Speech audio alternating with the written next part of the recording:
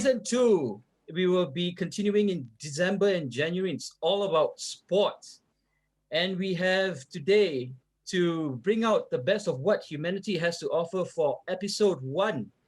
4 very avid English Premier League fans from all around the world. We have Vernon, we have Jeremy, we have Dominic, and we have Kai.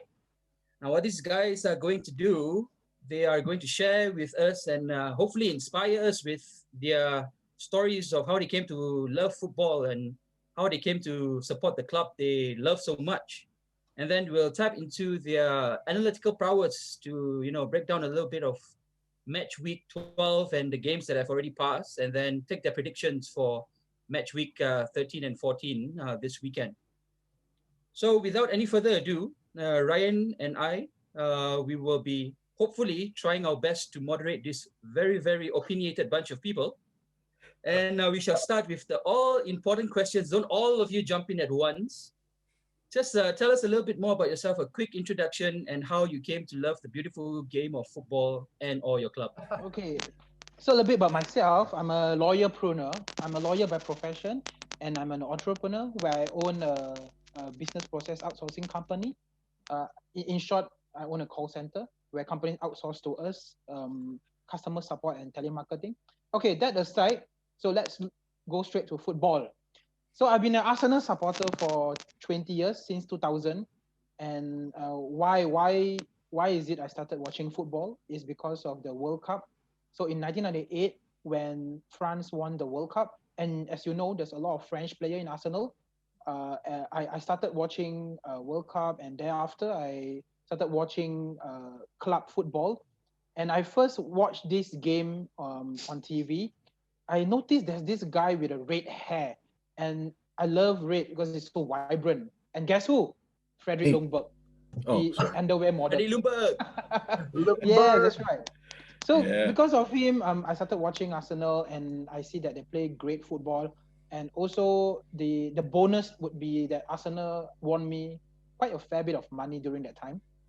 So that's the main reason why I supported Arsenal. Yeah, fair enough. So my name is Vernon, and I'm a graphic designer by profession, and I've been in the creative line for more than 20 years. I also write, and I run a blog called matchup.com, and that's been running for about 15 years or so. So it's been too long. The love of football, well, I don't remember precisely when I started to love football, but before watching football, I've always been playing football since I was little. And I think maybe 8 or 9 years old when I started playing football. And I played competitive football as well from a very young age. So even in primary school, I was representing the school and the district and stuff like that went on. And in terms of watching football, I think it started with the Premier League, individuals more than clubs, I guess. People like, Peter Shilton, Glenn Hoddle, and these kind of people, and the good old days, Gary Lineker, Ian Rush, that sort of thing. And in the year 2000, work brought me to London, and I stayed at SW6, which is where lucky boy Chelsea is, and Fulham, and that's where it all started. And I was there for a couple of years, and I think the love for the club started from there on. Right. So, sorry for taking such a long time. No, so that means also you've been a supporter during the better days, the more recent better days, the Mourinho days and all of that. Yep. Nice. Yep. Awesome, man. Thank you. And then hey everyone, Kai here. I'm a civil engineer by profession. So how I started supporting Manchester United. I guess growing up in Malaysia, British football in the Premier League was very popular, and growing up in the late 80s and early 90s, you were either a Manchester United or a Liverpool supporter. So, and it was for me. The choice was simple because there was a certain player by the name of Eric Cantona in Manchester United, and he was really it was really something else. Really, the heart and soul of the team, and maybe I would say the heart and soul of the Premier League football at the time. So yeah, so I gravitated towards Manchester United. That does leave us with Newcastle. Dom? As usual, last place. Okay, my name is Dominic. I've been a supporter for my entire life. I probably started 92 to 94. I don't remember exactly what year. I'm sure the rest of these fellas here got some dramatic stories. I do not have any dramatic stories. I don't know anything about football. People were interested. I was attracted to the passion and the power, and I never stopped. So I don't have anything dramatic about it. One day I just supported them and I never stopped. Yeah. Yeah, so then of course there's Kelvin and myself. As ridiculous as it might sound, he's got a Chelsea jersey, I've got a United hat, but we're going to try and be objective. As unbiased as possible. But I think it might be... Yeah, actually, I strangely enough, Ryan and I know each other for the better part of 25 years. And he and I actually met during football. That's where we actually started our friendship. So I was in about, 10, 11 years old. And at that time, there was a park near my house. And my dad would frequently take me there. And one day there was a couple of guys who were just kicking the ball around. And it was this really scrawny looking guy, Indian chap with some really, really bogus glasses. And another guy I cannot recall. And my dad at the time, because he was a statesman itself. So he represented hockey in the state level and football in the district level. So I told my dad, can you believe it? I was shy at that time, can you go and ask those two guys whether I can go and play? So my father said, okay, no problem. He went there with his bell bottoms and his Beatles hairstyle. And then he went and asked this gentleman by the name of Ryan. And then 2 minutes later, this guy, he was way bigger than me at the time. Hard to believe, right? He was way bigger than me at the time. Came to me, hey, why don't you join us? We just kick around the ball. So I went there all coy and shy and everything, started kicking the ball. And that's when I was actually introduced to football. I distinctively remember there was one particular game, and it wasn't country football.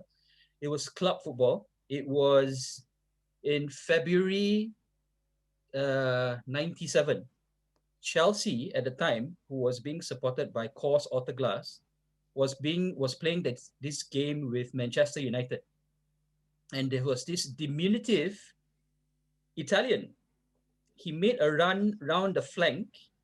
And Dennis Irwin, which is by no means a pushover as a defender, I think he thought he was playing a different sport. He went bobsledding down right until the byline, totally missed the ball.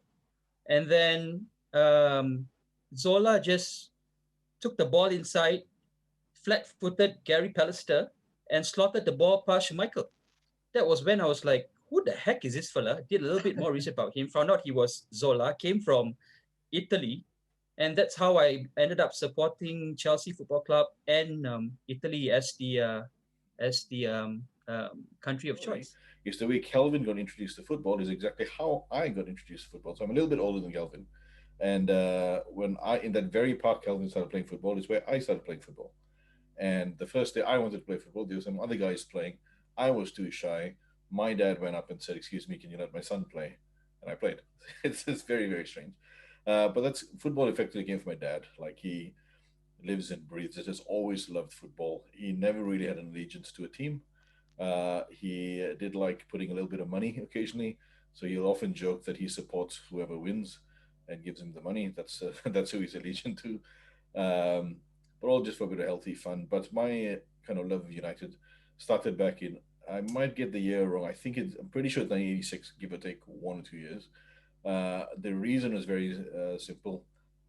Again, football, we didn't have live football back then. It was once a week.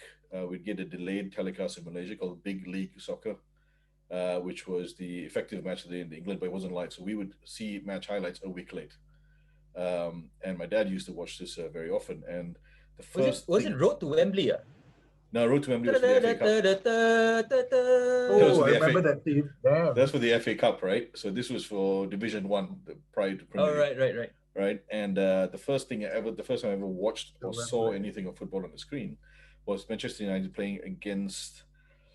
Again, I don't have the detail here, but I think it was either Southampton or Nottingham Forest, one of these less glamorous teams at the time. Now, United hadn't won anything for 40 years at the point, right? And Ferguson was in charge. I think he'd been in charge just for a couple of years. But history would show that if he lost that game, if United lost that game, Ferguson would have been fired. This is public knowledge, is in his book. He was given the ultimatum. He had to not lose, and we ended up, I think, drawing that game. He was spared his job, and then from then on, everything else. So kind of, for me, it was quite momentous. I started watching because of that game. And I support Argentina because it was in 1986. The first live telecast I ever watched was 3 in the morning from the Azteca Stadium in Mexico for the '86 World Cup. The first thing I ever laid my eyes on international live football was Maradona making that run for the second goal. That's the first thing I ever saw live. So Argentina isn't a very easy team to support. I've lived the better part of the last 15 years in London. You don't support Argentina in England. It's completely crazy. But anyway, that's how I came to it. So yeah, just the fact that we have, 4 guys from around the world, all the way from Norway to the US and then of course Malaysia, right? Just spending time talking about football, talking about how they, came to love the beautiful game of football. It's testament to the power of inclusivity that football brings together. Go ahead and tell us a little bit more about why you love the club, and where do you see your club, and how do you see your club performing in the 2021 season of EPL? I think for this one, I'm particularly interested to hear Dom's view because I think, as he never fails to remind us, it isn't an easy thing to support a club that haven't been as successful as pretty much everyone else on at least in recent history in our lifetime, right?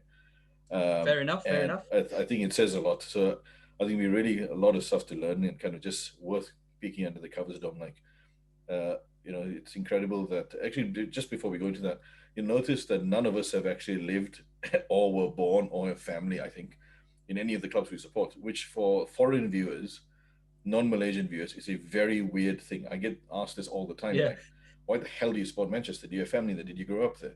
Because that's how Premiership teams typically have their following. But it's interesting, arguably in other parts of the world, we follow it based, like the stories you hear, ultimately based on the quality of the game, right? And we have no roots in the area. We love it because of maybe the culture of the area, the sport. So Dom, we really like Newcastle, right? How's it been? And interesting, what do you kind of, do you see Newcastle for all these years? What's kept your allegiance, and where do you see them sort of this season? Okay, I don't really know where to start. This season is a bit of it's kind of trash. This season is trash for reasons everyone knows. It's in the news, okay? And it's not an exaggeration. Ashley's attitude towards his ownership of the club, Steve Bruce's incompetence, general incompetence. He might be good for another club, I don't know. But he's definitely not good for Newcastle. Anyone who disagrees, they're welcome to take Bruce in, but they won't. So that's all hypocrisy if they disagree with me. Yeah. Right? Yeah. So anyways, this is... Dom, having said that, right, Newcastle is not doing too shabby under Bruce this season. So how do you see this panning out towards the end of tail end of the season? Because for the first almost the entire season thus far, every single game we have won except for the last game against West Brom. Okay, every single game we have won. The opponent have played remarkably bad. Look at the Everton win. Okay, Everton was playing like shit. Okay, every single game where the opponent played okay, even a mediocre Manchester beat the hell out of us. Okay, and in the Toon Army Malaysia, which I'm actively involved in, there's a group in Facebook, right? So in Toon Army Malaysia, I'm one of those very vocal people. Okay, explaining how no matter, a win is not a win if you have 30% possession and you've got like 60%, you've got half the passes of the opponent and only 60% successful passes. You win by 1 goal. That's not a win. That's luck. That's pure luck, right? And you can't ride luck for the whole season. Yeah, So Dom actually mentioned United being mediocre. Let's lead from that, Kai. What do you think about that statement, and how do you think that's going to pan out for you? Uh, you know, it pains me to say this, but I cannot disagree with him. We have been very mediocre. Yeah, I mean, let's be honest here. The team is, you don't look at this team and think they're going to win the Premier League or win the Champions League, or actually we were knocked out of the Champions League. Or win the next game even.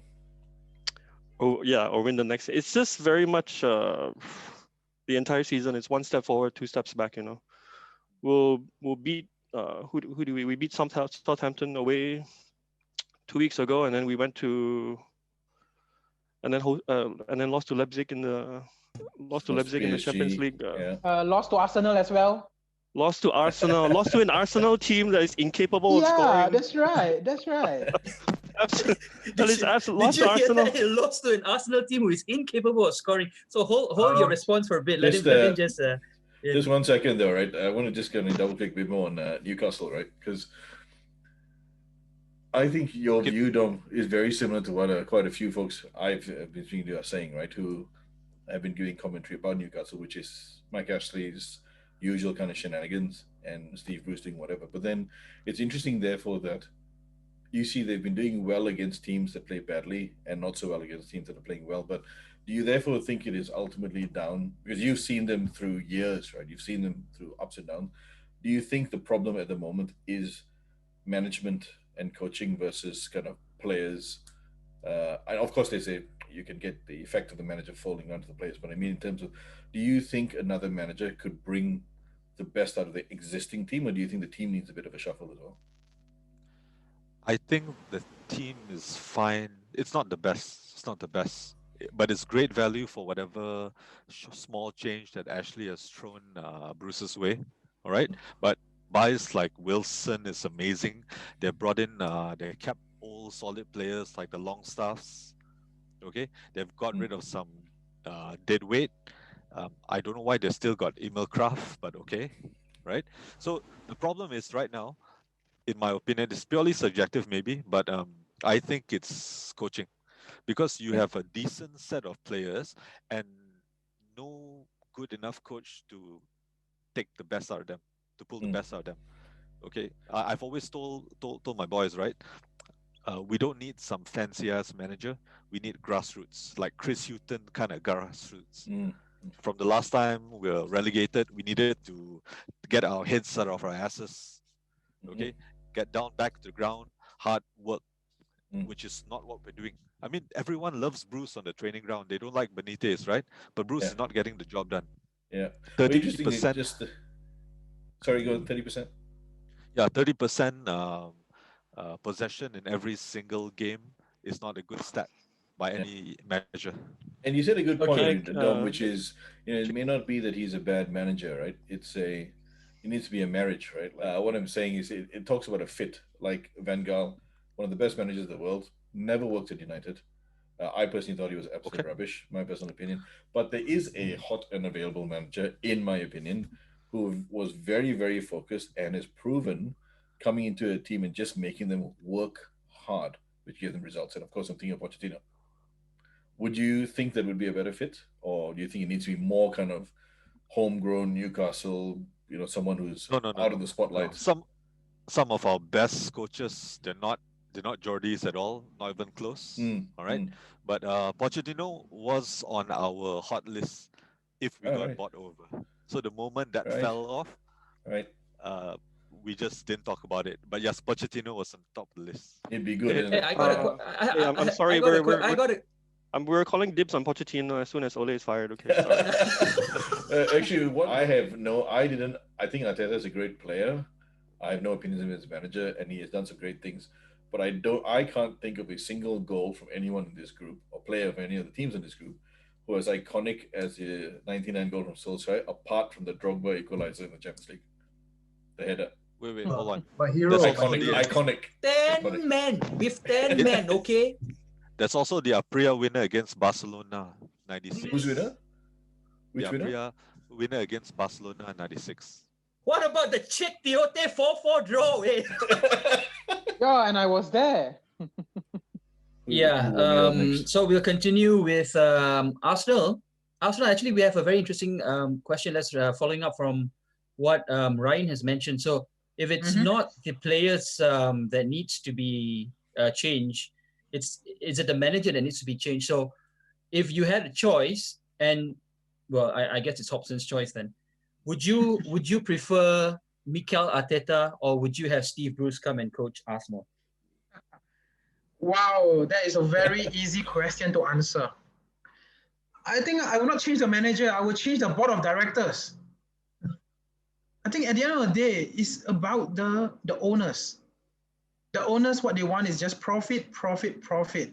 So ever since Wenger left, I believe they are not earning as much as what they used to be. They have not been buying the right players. Of course, Arteta was good for the past for first few games. He did win us the FA Cup. Of course, he won us a Community Shield. But as much as I want him to go, so I believe I will need to let him stay. Not to say I have the right to let him stay, but he should stay for maybe a couple of more games, at least a couple of more games, because I do not want to be relegated.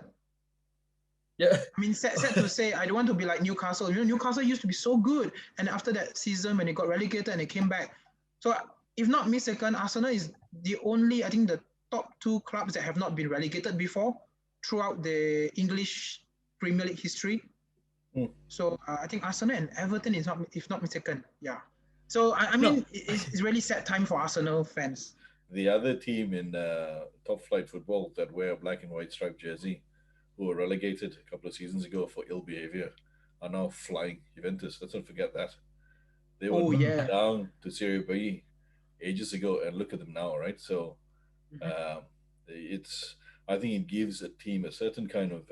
I don't want to be relegated as a United fan. I don't want them to be relegated. But if you get the right people, the right team, like Dom is talking about, I think grassroots is a strong word, right? You get a fire in your belly when you're relegated. I guess you want to prove people wrong. You want to come back up. You don't get that by having a bunch of people bought from around the world who don't have, unless you get the exceptional ones, right? Like, Henry and Arsenal. Like I think the guy bleeds Mikel Arsenal. Arteta is exactly that, right? I think he's a grassroots guy. He played for Arsenal, and I think now that the trend is, coming back to trying to get the icons of the club to actually coach the club. You see that in United, you see that at Chelsea, you see that at Arsenal. Arteta, I don't think in terms of okay, let's put it this way. Last year we have Aubameyang scoring 22 odd goals, right? This season he scored like what, 2, 3, and Arteta has played him on the front. He's played him on the left. So I don't think it's just like you can say, it's the manager kind of problem. Sometimes you just have like players, right? They just don't lace their boots up. Like I can tell you, against the two games against for Chelsea against Everton and Wolves, man, they were woeful, right? I mean, Vernon, you can probably tell us a little bit more about that. I mean, we've had a good run of an unbeaten run, and then suddenly 2 games back to back, we're in the dumps. I don't know if we can say that we played badly. I think in the Everton game we were a little bit unlucky. I didn't watch the game, but I did watch the highlights later on. But I felt that we were a little bit unlucky. I think earlier on Dom was talking about having possession and stuff like that, and we were doing 70% possession. We had 10 shots at goal, stuff like that. But in the end, it was no goals converted and one penalty or whatever. It was interesting, right? It's a little bit frustrating when you look at the numbers, and the numbers don't usually tell the whole story sometimes. Yeah. But it's interesting, right, Ben, the 2 games I watched through the weekend was the United one, of course, and then the Chelsea-Everton, right?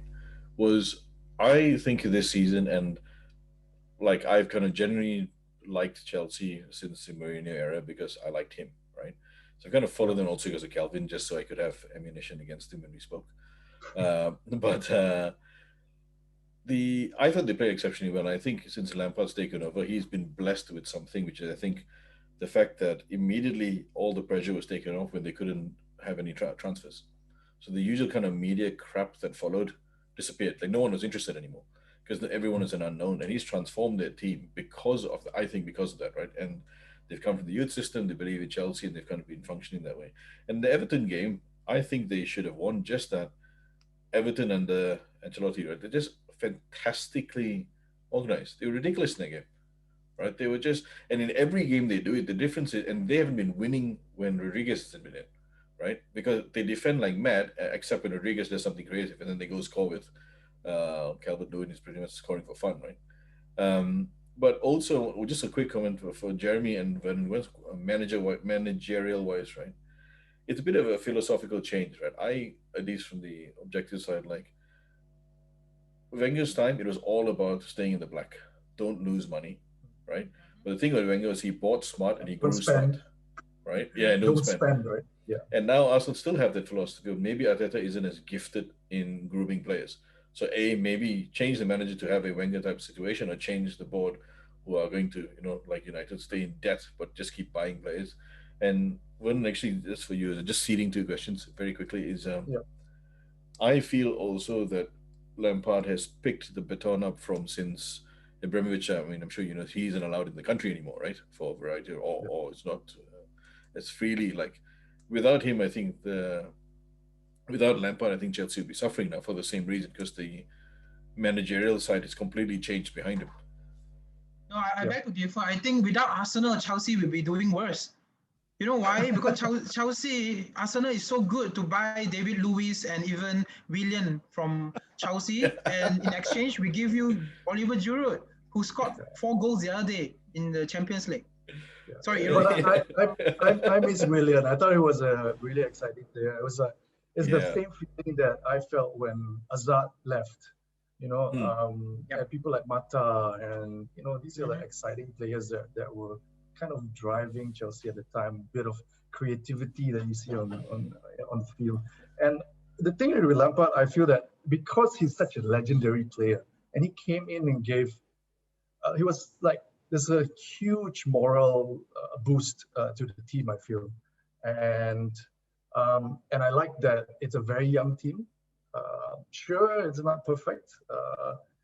He's still like fiddling around with positioning and stuff, and I feel that it's not perfect, but I feel it's still very early days. And I say Lampard is definitely good for Chelsea at this point. Yeah. I agree. I saw a really funny post on social media yesterday. It says Frank Lampard is just Mikel Arteta with family inheritance. Very good. And that's quite a good one. Yeah. Very good. Yeah. Kelly, were you? Hey, Kai. I was going to say, on that note, even in terms of experimenting with young players, there's this guy that came from Leverkusen, Kai, right? So maybe Kai. Oh my God. Yeah. Kai. Yeah. So Kai. they actually have a guy that has your same spelling. I think you should be, considering supporting the blue instead of being all aggressive with red. I was so excited about him. I put him in my fantasy Premier League team at the start of the season, but he's been absolutely dismal. I think he's had one assist in the entire season. That's yeah. And you guys spent how much on him? Yeah. Look, okay. I'd like to say for non-being present. Yeah. Well, he just came in. He's got to adapt to the life within the Premier League. He's got to adapt to, Lampard is actually a very tough boss, on the training field. Our guy is really as tough as Mourinho? Yeah, he's relentless. I don't know, but he's relentless. You can see if you follow the clips our guys been posting. He's relentless in training, right? But during press conferences, he never throws his players under the bus. He always say, give Kai some chance because he's young. He knows what he can do. And I think the last two games, like Vernon correctly pointed out, it was just a dip in performance. Chelsea went 17 games unbeaten in all competitions. And if you actually watch the Everton game, I actually have a different opinion on that. I think Everton got their tactics spot on, right? They had Iwobi on the right, which was, oh my God, they were just tearing Ben Chilwell to shreds. And then on the left, you have Richarlison. That guy falls down every 2 seconds, but guess what? Every time he falls down, he cuts the play, he cuts the flow, right? So Chelsea loses the flow. And every time Mason Mount had the ball, he had three players rushing towards him. So you cut creativity out from there as well. So Everton played under Ancelotti. They played the tactics to the T. They kept a clean sheet and they won the game by actually separating the two center backs. You have Zuma, and what's the other guy? I forget his name. But basically, they were isolating Zuma and Silva. Thiago Silva was just getting. He was just getting left, right, and center from Calvert Lewin. That's actually how they got the goal. So kudos to Everton. I have no excuse for the Wolves game. I actually saw it yesterday because of daddy duties, right? But I yeah, mean, Something fine. quite I mean, interesting, in just listening general, to sorry, Vernon, go ahead.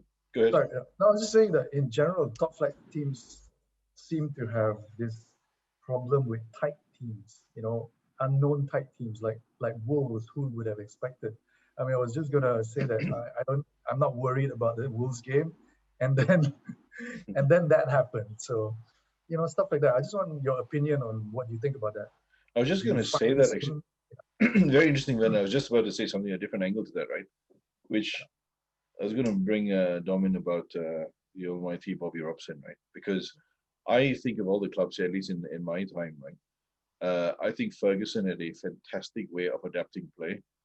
I think the other person who did was Bobby Robson. He just understood how to change that. And sometimes the change would be not something organized, it just would be a change, right? And Mourinho is the other person. I think the people guilty of not doing that, Arsene Wenger, till the day he died, he insisted on one philosophy. And he would rather lose by playing beautiful than not. And that's fine, right? That's what he signed up for. I think Solskjaer is the same. I think Pep Guardiola is the same. He would rather lose playing beautiful football, regardless of what he says.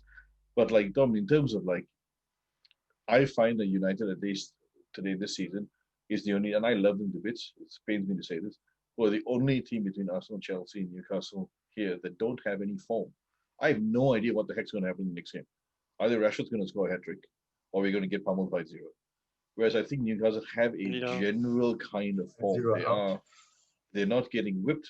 They're not winning by a lot. They're reasonably consistent, right? But just like, what do you think? We're not very. The camp is very divided because of everyone's extreme hate for Bruce. I mean, Ashley goes without saying, but because of the dislike for the management and my personal camp, I mean, I'm sure everyone here are experts in football, but I'm not. But I'm a pragmatic guy. So statistically, we are absolute shit. But if you look at the West Brom stats, those are winning stats. I mean, you get 70-80% possession, you still lose a game, it's your fault. The player screwed up somewhere. But something went right, it's just that you didn't finish up. But if you have 30-25% possession, you can't blame anyone if you lose. But the West Brom stats were great. I watched the game, I enjoyed it. First game, I think only 1 or 2 games in the whole season I enjoyed, because West Brom was strong, but we were better. Why do you think they keep Bruce around? Why do you think Ashley keeps Bruce around? If the feeling is so strong, otherwise, is it just a financial thing, you think? Or no, I meant as in why is he? If the consensus is that he's not up to scratch, the stats are proving that. Why do you think he keeps him around? The list is long. Actually being a bit silly, or the list is long, but I'll keep it short. Ashley doesn't care about consensus; he cares about money, which is actually good. I've actually told Calvin in the past that Ashley was actually good for Newcastle because under Hall and Shepherd, we were going bankrupt. Buying Shearer almost bankrupted us, and we're just like covering with money, which we don't have, right? But Ashley came in, and I think currently Newcastle's in the black, which is a good thing for any business, right? But the problem with Ashley is he doesn't really care about trophies. He doesn't care about the passion of the game. Nothing. He just cares about making money. Steve Bruce doesn't argue with him, doesn't fight with him in terms of, when Keegan came in for a short while, Keegan fought with him. Daniel Wise in Ashley's camp was terrible in terms of football and business advice. Okay, so Bruce is around because he's one of the nicest people in football. Everyone loves Bruce, right? Yeah. But it's just not actually, working. If I may just add on that, right? The modern day football, you just cannot run away from football being a business. It's not like 20, 30 years ago where you're just playing for the pride of playing for your club or country, Nowadays, everybody is playing. You just look at the player. It's no longer just the tag on his shoulders.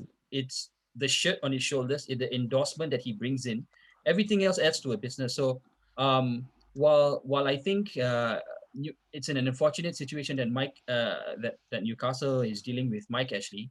I think all the other clubs also had to deal with this sort of a balancing act between football performance versus business back in the day.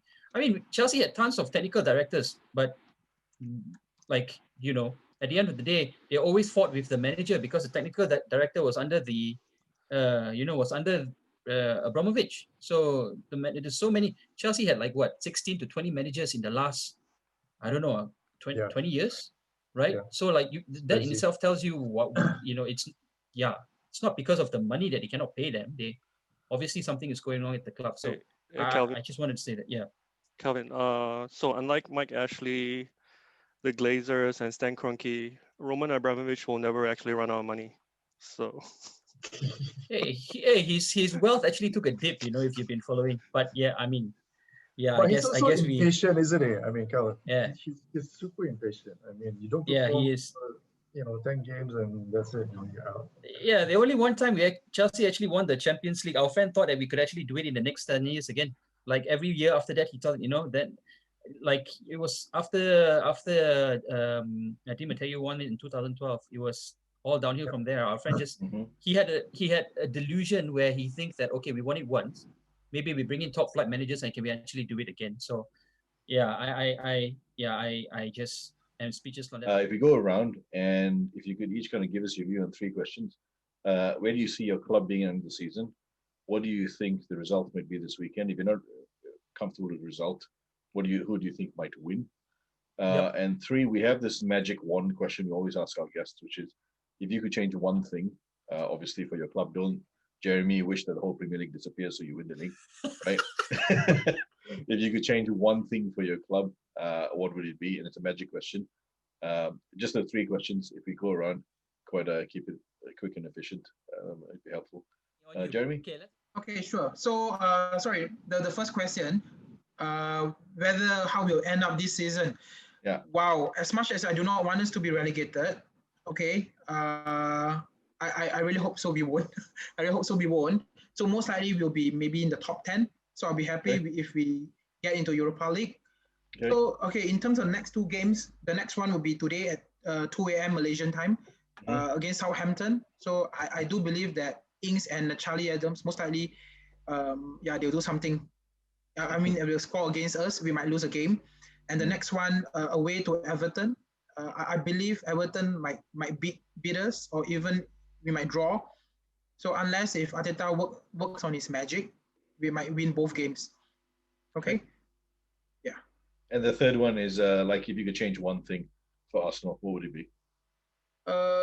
You mean something doable or something magical? Magic wand. You could change anything in Arsenal, one thing. I would want to be a shareholder of Arsenal. Want to be a director, one of the board of directors. Is that for you or for Arsenal? Beneficial for me to you, change Arsenal. I If I'm see. inside, then I can change Arsenal. You get me? Good answer. I can make some decision. That is some Inception level shit, man. Well done. Yeah, that's why I asked you if it's magical. Yeah, so if it's not magical, then most likely I think to get better players. That's all. Okay, cool. Hey, you never know. Maybe after this show we tag Arsenal, then your dreams will come true. Dom, what about you? Be a special advisor or something. Dom's about They to will give you appoint legal me, advice. right? They will appoint me to be part of the board of directors. Dom, for you, the 3. Okay. First one is we hope to finish in the top half of the league. That's a nice dream. Below or above Arsenal?